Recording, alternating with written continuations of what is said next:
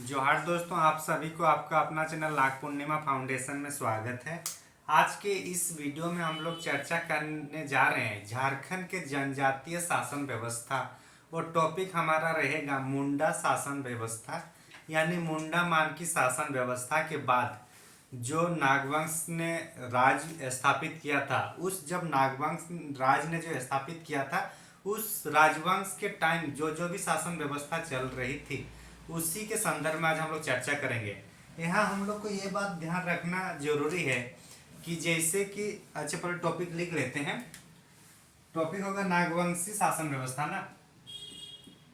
नागवंशी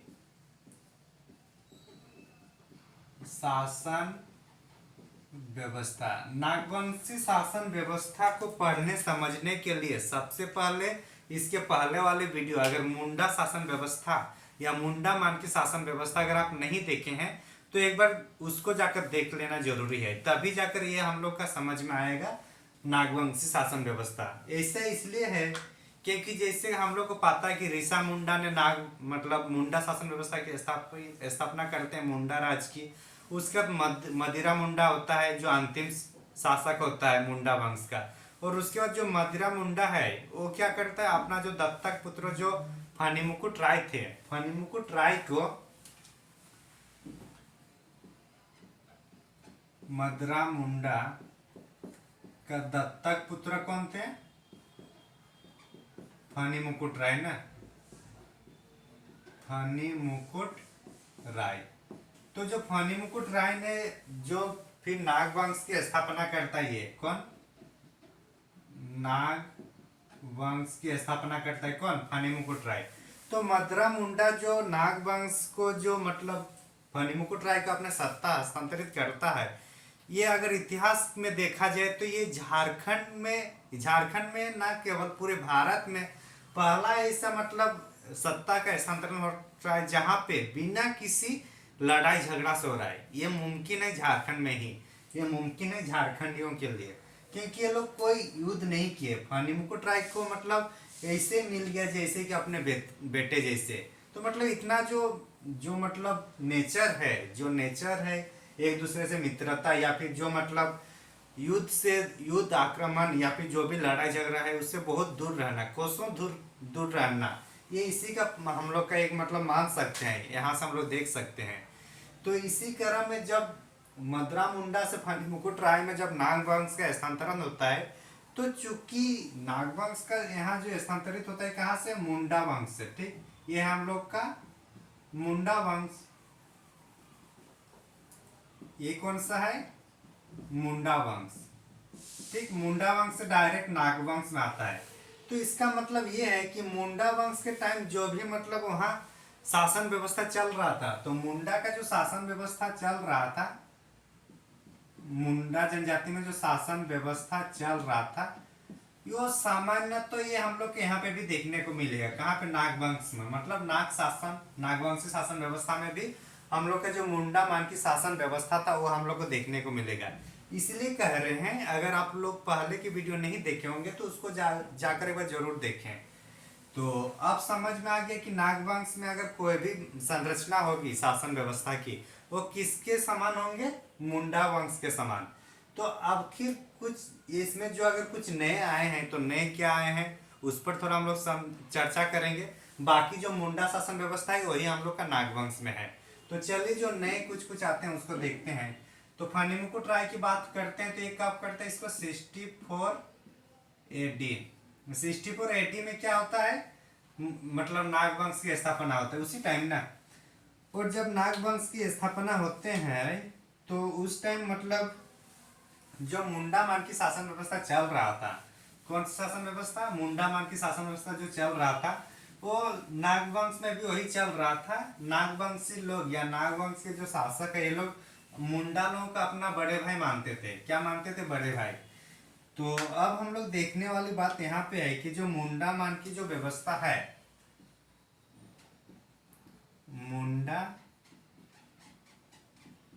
मान की व्यवस्था, मुंडा मान की व्यवस्था में ये हम लोग का कौन सा है? मुंडा वंश, मुंडा जनजाति में है ये। अब हम लोग नाग जनजाति नाग वंश के बारे में पढ़ेंगे ना। नाग वंश में ये मुंडा वंश में था। अब नाग वंश में यही जो मुंडा मानके इसी को हम लोग देखेंगे, लेकिन इसका जो यहाँ पे नाम होगा, इसका यहाँ पर नाम क्या होगा, सेम चीज है। कौन मतलब जो संरचना है, संरचना सेम रहेगा, लेकिन इसका नाम अलग है। नाम ये लोग अलग करके रखे हैं। तो इन लोग का जो नाम है ये नागवंशी शासन व्यवस्था में, उसको भूइंहरी व्यवस्था कहा गया। क्या कहा गया, भूइंहरी व्यवस्था। तो भूइंहरी लिख लेते हैं हम लोग, भूइंहरी, भूइंहरी व्यवस्था। तो जो भूइंहरी व्यवस्था है, भूइंहरी व्यवस्था किनका है, नागवंश का है। और इसकी किसके समानांतर है, मुंडा मानकी शासन व्यवस्था के समानांतर है, मतलब जो मुंडा जनजाति का है। अब चूंकि इसका नाम जब चेंज हो गया, मतलब लोग नाम अलग दिए, बाकी सब एक ही था, तो इसमें भी कुछ कुछ ना थोड़ा बहुत तो परिवर्तन करेंगे ना। तो उसमें क्या क्या परिवर्तन आई थी उसको एक बार हम लोग देखते हैं। तो इसमें जो मानकी है उसको भूइंहा कहा जाता है। इसमें जो मानकी होंगे किसमें, भूइंहारी शासन व्यवस्था में, तो मानकी को क्या कहेंगे, भूइंहारी कहा जाता है। तो भूइंहारी क्या, भूइंहारी किसको कहेंगे, भूइंहारी इक्वल टू मानकी। इतना समझ में आ गया। अब जो पढ़ा, जो यहाँ पे एक था पढ़ा, कल के वीडियो हम लोग देखे थे। जो पढ़ा कौन था, पहले था हम लोग का कीली गांव था, कीली गांव था। फिर हम लोग का क्या था, कौन सा, खूंटकट्टी, खूंटकट्टी पंचायत, यही था ना। और उसके बाद पढ़ा था। तो इनमें से जो पढ़ा है, पढ़ा का यहाँ पे नाम, जो पढ़ा है यहाँ पे भूइंहारी व्यवस्था में इसका नाम होता है, उसको हम लोग देखेंगे। उसमें होता है हम लोग का पट्टी कहते हैं। क्या कहते हैं इसको, पट्टी। तो पढ़ा जो क्षेत्र है, जो पढ़ा जो पद है, पढ़ा जो यहाँ पे एक इंस्टीट्यूशन है, उस इंस्टीट्यूशन का यहाँ पे नाम क्या है, पट्टी। किसमें, भूइंहारी, भूइंहारी व्यवस्था में। तो भूइंहारी व्यवस्था में हम लोग को दो चीज देखने को मिला। एक भूइंहारी मतलब जो मानकी, जो मुंडा मानकी शासन व्यवस्था में था, और एक पट्टी। पट्टी कौन था, जो पढ़ा, जो पंचायत था, उसको पट्टी कहा गया हम लोग का नागवंशी शासन व्यवस्था में। इतना समझ में आ गया होगा आप लोग को। अगर इतना समझ में आ गया तो आगे हम लोग चलते हैं। फिर तो आगे हम लोग देखते हैं कि इतना मतलब जैसे हुआ। तो अगर हम लोग नागवंशी शासन व्यवस्था में देखें तो उस टाइम क्या हुआ थे, अंग्रेज लोग आते हैं।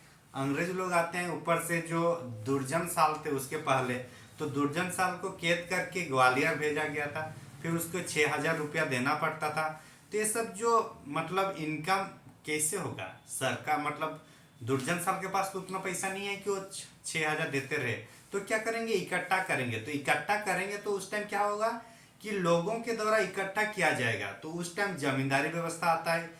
फिर जो मतलब मानकी है, मानकी लोग को ही जमींदार वाला दे दिया जाता है। फिर जागीरदार आता है। जब 1793 में जब स्थायी बंदोबस्त होती है, तो स्थायी बंदोबस्त होने के टाइम क्या होता है कि लोगों को मतलब लोगों से लगान ये करके ब्रिटिश अधिकारी को देना पड़ता था, ब्रिटिश सरकार को देना पड़ता था। तो उस क्रम में जो होता था कि उसको मतलब लेने के लिए, और उसी टाइम जब सही टाइम पे अगर कोई जमींदार नहीं दे पाता था तो उसकी जमीन की नीलामी की जाती थी। और जब जमीन नीलामी की जाती तो उसमें बाहरी लोग आकर उसमें खरीदते थे। और इस तरीके से बाहरी लोग का आगमन हो जाता है। कहाँ पे, शासन व्यवस्था में, हम लोग के क्षेत्र में। तो उसको हम लोग देखेंगे। तो इसी क्रम में मतलब जो शासन व्यवस्था में बाहरी लोग आकर बैठ जाते हैं जमींदारी व्यवस्था में, तो इसका फिर विरोध होने लगता है। उसी क्रम में विद्रोह भी हम लोग को देखने को मिलता है। किसानों का आर्थिक शोषण हो रहा था, आर्थिक, सामाजिक, सांस्कृतिक, धार्मिक सभी तरह का शोषण हो रहा था। फिर विद्रोह भी देखने को मिला था। तो इसी क्रम में अगर हम लोग देखा जाए 1963 में, 1963 में क्या हुआ, जब 1963 मतलब आफ्टर इंडिपेंडेंट, तो जब स्वतंत्र भारत हुआ तो बोला कि आप जमींदारी कोई नहीं रहेगा, बहुत जमींदारी आप लोग कर लिया, आप जमींदारी कुछ नहीं चलेगा। तो उसी कारण में फिर बिहार में एक मतलब वहाँ पे जो बंदोबस्त कानून है उसको कानून लाया जाता है, और उसका नाम है बिहार जमींदारी उन्मूलन कानून। बिहार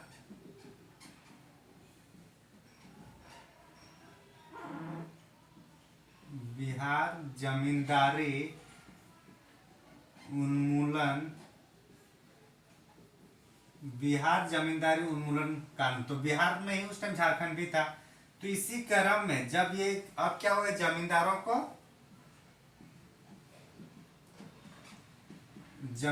को हटाया गया। अब जमींदारों को हटाया गया, अब जमींदार यहाँ नहीं रहेंगे, या तो कृषक लोग रहेंगे और सरकार रहेगी। अब जब जमींदारों को हटाया दिया जाता है तो उस टाइम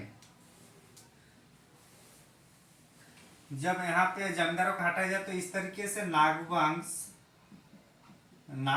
भी समाप्त हो जाता है। और नागवंश समाप्त होगा तो जो अंतिम शासक था, अंतिम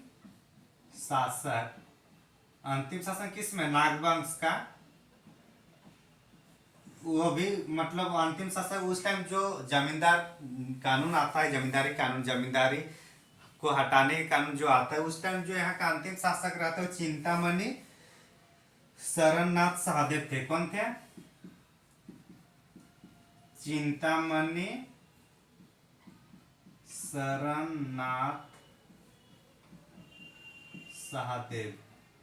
तो ये अंतिम शासक है, कहाँ का, नागवंश का अंतिम शासक कौन है, चिंतामणि शरणनाथ सहदेव। इसको याद रखने के एक ट्रिक हम लोग समझ सकते हैं कि सरकार के आते ही यहाँ नागवंशी शासक को चिंता होने लगा, और चिंता होने लगा तो उसका नाम फिर क्या होगा, चिंतामणि शरणनाथ सहदेव। तो इतना दूर समझ में आ गया होगा आप लोगों को। सरल भाषा में, सिंपल भाषा में समझाने का प्रयास कर रहा हूँ। और इस टाइम जो कैपिटल था, मतलब राजधानी थी इन लोग की, नागवंशियों की जो राजधानी था, ये हम लोग का कहाँ था, राणू में का। कहाँ पे था, रातूगढ़। तो इतना हम लोग को देखना था, जो मतलब अगर हिस्ट्री को भी थोड़ा अगर हम लोग यहाँ इंक्लूड करें तो इतना देखना था। आगे हम लोग कुछ और पॉइंट देखेंगे कि जो छोटनागपुर का इतिहास, डॉक्टर बीपी केसरी ने छोटनागपुर का इतिहास जो लिखते हैं, उस बुक के अनुसार कुछ कुछ नागवंशी शासक या नागवंश के टाइम कुछ कुछ मतलब जो संरचना था समाज की, उसको उन्होंने डिफाइन करने का प्रयास किए हैं। तो उसके एक बार हम लोग समझने का प्रयास करते हैं। ज्यादा इसमें अगर पूछा दे जाए कि पढ़ा को, तो यहाँ पट्टी कहा गया, तो अगर पट्टी का मेन कौन है तो कौन होगा, भले हम लोग नहीं पढ़े कि पट्टी का मेन कौन है, तो पट्टी का मन कौन होगा, जो मुंडा शासन व्यवस्था में है। और मुंडा शासन व्यवस्था में कौन है, पढ़ा राजा। तो यहाँ पे भी पढ़ा राजा ही होगा, मतलब पट्टी राजा। जो भी ऑप्शन में रहेगा उसको हम वहां पे हम मैनेज करना पड़ेगा। तो इतना हम लोग समझ में आ गया होगा। आगे चलते हैं फिर। BP Kesari, doctor BP Kesari अपने बुक में छोटनागपुर का इतिहास,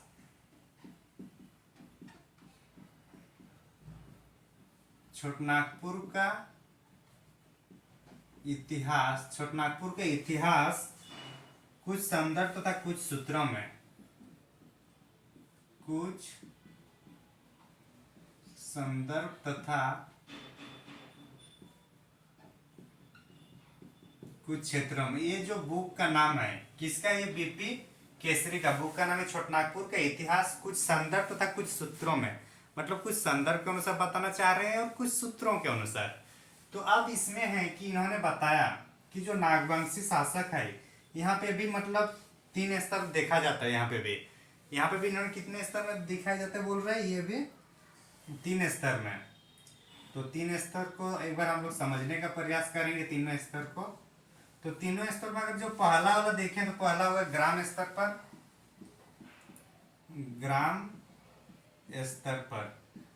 स्तर पर कहने का अर्थ है कि यहाँ पे टोटल 22 पदों में मतलब विभक्त था समाज, मतलब हर एक का अलग अलग डिपार्टमेंट टाइप का था। और इस तरीके से डिपार्टमेंट कितने थे उस टाइम, 22। किसके, नागवंशी शासनकाल के टाइम। तो 22 क्या था, यहाँ पर 22 पद थे। 22 पद में अगर प्रमुख पद का बात किया जाए तो प्रमुख पद इसमें, प्रमुख पद जो 3 थे उसको एक बार हम लोग देखते हैं। एक था महतो, ये महतो जो कुर्मी वाला जो महतो है ना, कि कुर्मी जाति में जो महतो है वो महतो ये नहीं है, ये आदिवासी लोगों का ही एक पोस्ट है। ये महतो वो महतो है, ठीक, कुर्मी वाला नहीं है, कुर्मी या कुरी वाला महतो नहीं है, ठीक।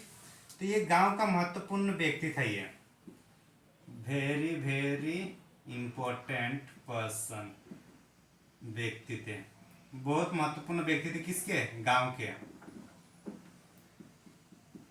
विलेज के महत्वपूर्ण व्यक्ति कौन थे, महतो जी। भंडारी एक आता है, भंडारी कौन थे, भंडारी जो थे ये मतलब इसको गांव में खेती बाड़ी करने के लिए नियुक्त किया जाता है, खेती बाड़ी के लिए नियुक्त की जाती है इसको, किसको, खेती बाड़ी के लिए किसकी नियुक्त की जाती है, भंडारी को। और उसके बाद अंतिम रूप से अगर देखें तो भंडारिक होगा, भंडारिक क्या नाम होगा, भंडारिक। ये क्या होगा, भंडार को रक्षा करने वाले को क्या कहा गया, भंडारिक कहा गया। तो इस तरीके से जो 22 पोस्ट हुआ करते थे ग्राम स्तर पर, वो इनमें से जो 3 महत्वपूर्ण है, जो महत्व है वो गांव का महत्वपूर्ण व्यक्ति हुआ करते थे। भंडारी जो खेती बाड़ी के लिए काम करते थे उसको भंडारी कहा गया, जैसे अभी अगर कोई खेती बाड़ी करते उसको भंडारी कहेंगे उस टाइम। और अभी जो अगर कोई एक जगह उसको इकट्ठा किया जाता, मान के चले कोल्ड स्टोरेज वगैरह, अभी अगर आप ये समझ सकते हैं तो, या फिर जो मतलब स्टोर हाउस होता है, तो स्टोर हाउस अगर मान के चले कोई एक गांव का स्टोर हाउस एक जगह पे होगा, तो उस जगह के चारों जो पहरा देने वाले रहेंगे तो उसको क्या बोलेंगे, भांड्रिक। ये समझ में आ गया ना, भांड्रिक। तो इस तरीके से ग्राम स्तर पर होता है। अब देखते हैं पट्टी के स्तर पर। पट्टी मतलब हम लोग क्या देखे थे, पट्टी मतलब पढ़ा, यही देखे थे ना। तो अब हम लोग उसमें देखते हैं, तो पट्टी के स्तर में, पट्टी मतलब पढ़ा यहाँ पे। तो पट्टी के स्तर पर हम लोग देखते हैं पहले,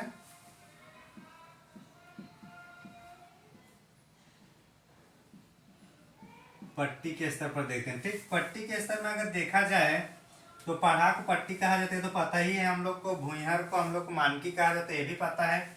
आगे अगर इसमें कुछ देखा जाए तो उसका काम एक बार हम लोग देखेंगे। भूइहार, भूइहार मतलब कौन है, ये मानकी है। मुंडा मानकी शासन व्यवस्था में जो मानकी है वही यहाँ पे भूइहार है। इसको यहाँ पे लिख देते हैं मानकी भी।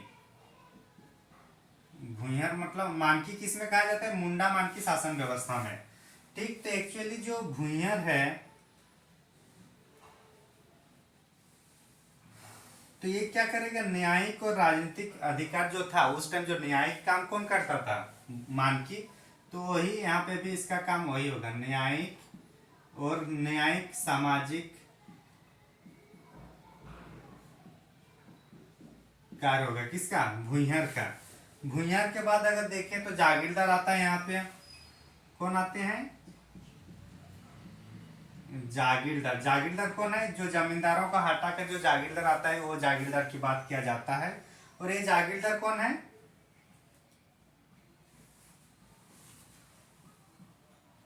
मुगल काल में ये सब आया है ना। तो मुगल काल के टाइम लगान वसूली के लिए सबका नियुक्ति किया जाता था। मतलब अभी का अगर हम लोग रेवेन्यू ऑफिसर कह दे तो कोई गलत नहीं होगा। मतलब जो रेवेन्यू ऑफिसर से छोटा वाला जो लेवल होगा, मतलब तहसीलदार वगैरह में, तो वहाँ पे तहसीलदार हालांकि झारखंड में नहीं पाई जाती है। तो जो रेवेन्यू मतलब जो सीओ लेवल का होगा, जो रेवेन्यू कलेक्ट करेंगे, तो वो काम कौन करते थे, जागीरदार। और ये मुगल काल के टाइम आया था। ठीक, अब अगर और एक इम्पोर्टेंट का देखा जाए तो पाहन, जैसे कि सबको पता ही है पाहन का काम क्या होगा, धार्मिक प्रदान होगा। तो जैसे मुंडा मान के शासन व्यवस्था में था वैसे ही यहाँ पे भी हम लोग को देखने को मिलता है। तो हम लोग पट्टी स्तर पर भी देख लिए। अब अगर हम लोग यहाँ देखें तो एक यहाँ पे दूसरा हम लोग को देखने को मिलता है, वो नाम है मतलब परगना स्तर पर। मतलब परगना स्तर पर जो होता था, जो मेन ऊपर लेवल पे, तो उसको यहाँ पे राज कहा गया। क्या कहा गया, राज कहा गया। यहाँ पे राज कहा गया उसको, जो मतलब पढ़ा से भी ऊपर जो होगा यहाँ पर वो राज के रूप में जाना जाएगा। राज में यहाँ पे जो नागवंशी राजा होता था या नागवंशी शासक, उसको महाराजा कहा गया। महाराजा कहा के उसको संदर्भित किया जाता है, किसको, नागवंशी राजा को। और इसके जो सहयोगी होते हैं, सहयोगी मतलब कौन कौन सा होगा, पांडे होगा, कोतवाल होगा, दारोगा होगा, और क्या था, लाल थे। ये सबको राजा कहा गया, सहयोगी लोगों को राजा कहा गया। कितना इतना दूर समझ में आ गया होगा, उम्मीद करता हूँ आप लोगों को। और दीवान हो या पांडे, दीवान का जो काम होता था मंत्री के रूप में, और पांडे का जो काम होता था दस्तावेज को रोकने के लिए, या फिर सरकार ने जो भी मतलब शासक ने जो भी बात बोलती है उस बात को मतलब क्या जन जन लोगों तक, मतलब गांव के लोगों तक पहुंचाने के लिए जो काम करता था पांडे, जैसे कि हम लोग मुंडा मान की शासन व्यवस्था में देखे थे, उसी तरीके से वही काम यहाँ पे भी हम लोग को सेम देखने को मिलेगा। तो उसको बार बार रिपीट करने की मतलब समझदार नहीं समझता हूँ उसको। आप लोग एक बार वहां से देख लीजिएगा तो हम लोग को भी टाइम बचेगा और वहीं से हम लोग इसको रिलेट करना है। तो मतलब जो मुंडा मान की शासन व्यवस्था है उसमें जितना है सब नागवंश में है। ठीक, नागवंश में है। नागवंश में एक्स्ट्रा हम लोग को बस यही पढ़ना है कि ग्राम स्तर पर 22 पोस्ट है। पट्टी मतलब पढ़ा के स्तर पर इनका भूइहारी मतलब मानकी को कहा गया। जागीरदार की यहाँ एंट्री होती है ये देखना है, बाकी काम वही है। राज जो परगना स्तर पर जो होता था अब उसको राज स्तर पर उसको राज के रूप में कहा जाए। और जो नागवंशी शासक था उसको महाराजा कहा। और नागवंशी शासक के जो मतलब ये थे सहयोगी थे, जैसे पांडे हुआ, लाल हुआ, कोतवाल हुआ, दारोगा हुआ, उसको राजा कहा। यहाँ ध्यान देने वाली बात है कि जो नागवंश के टाइम ही झारखंड में पहली बार बाहरी से मतलब बाहर से मेनली वो बनारस से लोग आए थे। बेस्ट मतलब कोतवाल हुआ, पांडे हुआ, दीवान हुआ, ये सब कहाँ के लोग थे? ये सब बनारस से आए थे। और वहीं से फिर मतलब झारखंड में दिगु लोगों का या फिर बोले तो बाहरी लोगों का वहीं उसी टाइम से आगमन होता है। और इसलिए मतलब ये क्वेश्चन करके पूछा जाता है कि कौन से वंश के टाइम झारखंड में बाहरियों का या दिग्गों का आगमन शुरू होता है, तो होगा हम लोग का नागवंश के रूप में। ऐसा क्यों कि नागवंश का बनारस से ही क्यों आ रहे थे? क्योंकि जो फणिमुकुट राय थे वो उधर से ही संबंधित थे, नाग मतलब बनारस से संबंधित थे, वहीं के व्यक्ति थे। फिर उसको मदरा मुंडा ने अडॉप्ट करते हैं और इस तरीके से उनको अपना जब बेटा माना है तो जो भी करते उस पर कोई वो विरोध नहीं करते थे। तो इस उम्मीद करता हूँ कि नागवंश शासन व्यवस्था को आप लोग जरूर समझ लिए होंगे। अगर कहीं कुछ डाउट होगा तो जरूर कमेंट करके बताइएगा। हाँ, इसमें और एक चीज जरूरी है कि नागवंश शासन व्यवस्था तभी आप लोग को समझ में आएगा जब मुंडा मान की शासन व्यवस्था या मुंडा शासन व्यवस्था दोनों एक ही है, उसको आप लोग देखिएगा, तभी ये यहाँ पे मतलब बेनिफिट है, नहीं तो कुछ नहीं है। क्योंकि इसमें सभी चीज वही चीज है जो पहले हम लोग पढ़े हैं, मतलब उसी शासन व्यवस्था को मुंडा शासन व्यवस्था को आगे बढ़ाया नागवंशी शासन व्यवस्था में। और नागवंश ने जब उसको बढ़ाया तो शासन व्यवस्था को भी उतना ही सीमित करके रख दिए हैं। कुछ कुछ नाम में परिवर्तन या तब्दील की गई है बस। तो थैंक यू फॉर वॉचिंग, धन्यवाद।